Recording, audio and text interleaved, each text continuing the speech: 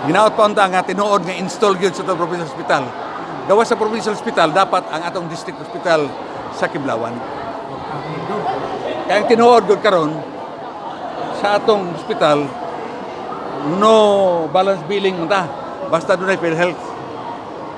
Pero kana iyang gisulti gud mas bigger to eh. Kay just in case na mga serious ailment pwede ko natong siya mo bayad. O di siya mo bayad na to. Kung pasabot ko, doon ay bagong building na tawgon ng gitsa. Dili dili building, kwarto. Kwarto lang. Kwarto. provide ko. Murag office ba? Nata ng mga agency. Oo. Wag kung na daw doon na naisakit sa kasikasin sir, doon sa inyo para ikaw na daw magpamit ka ni kasi na to. Mo na tang una pero wa pa klaro na. Kung mato yung inom ka na. Wa pa man taga kinahanglan ko communication ko formal. Kuyawa ko ibabayro na wala may. Doon, dili pa karon go. Ako inon nga akong tawagan si Senador Bongo. Namo ko number, di ba? Ana. How about Ako ibabayro niya tira. Ikaw bayad ya. Dako makakita niya. how about ang kuando mga barangay kabalo naman nga naghanap kayo mga relocation site na ginimo ang provincial government karong bagog nga daghang mga balay ang naguba o mga barangay ang affected sa linog. Posible ba ang Davao del Sur government is mohatag og relocation site na pod sa mga biktima sa linog? Di lang na posible, realidad ka na. As a matter of fact, kaning mga naman gitagaan magita actually og mga cheque. Ako gamito na sa relocation sites. But the difficulty really is to find asa ng lugar. Number one, you need clearance sa MGB. Kasi na po Na-fault.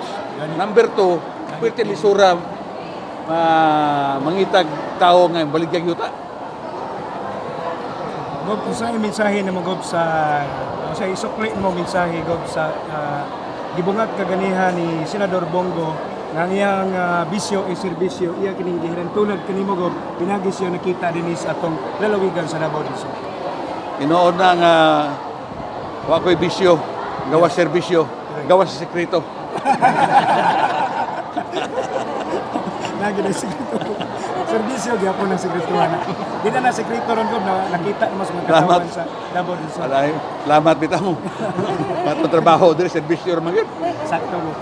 Kita tigulang naman kay mo diri. Naba ko uyab mo nakita wa man gyud. Tinuoyang ito ni. Kaya kung tapad no na ni. Unay mohatag ni magob. Wala na tiguang na manoy. Ulay na too late. Too late in the day.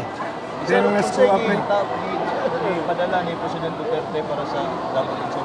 Sa pag mga Ay nag chike. Para pa siya. I'll show it to you. I-download mo natin. So, financial cash. Provincial Treasurer's Office. Gob, itagaan tag Dakong amount ako dako. Gwapo kay sapatos Gob, ug relo ni Senator Bongo sa way kasultian sa iyo. Niya sapatos si sulob na nako. Ang imong hinubuan. Ang relo wa man nakita nako sa mga wa ko makuutin ri. Wa ko makuutin ri. Ang hinubuan gob. Asa man relo nako. Ang hinubuan ng gob. Ang hinubuan daw Gob. Ang hinubuan. Sinilas mo to. Kasi ganahan mo to. What may watch? Sakto na to sa akin ni Sir Mike. Sinilas. Sinilas lang. Sige. Ganahan ka to Mike, sinilas. Tanawa ka mo sa sunod gani. Dahil politiko ang manhi, ay mo pagsapatos. Ano na yung komentaryo niya? Pag sinilas, ina nga, ang imong kuko sakit. O, di sakit ang kuko. Wala lagi sakit ron.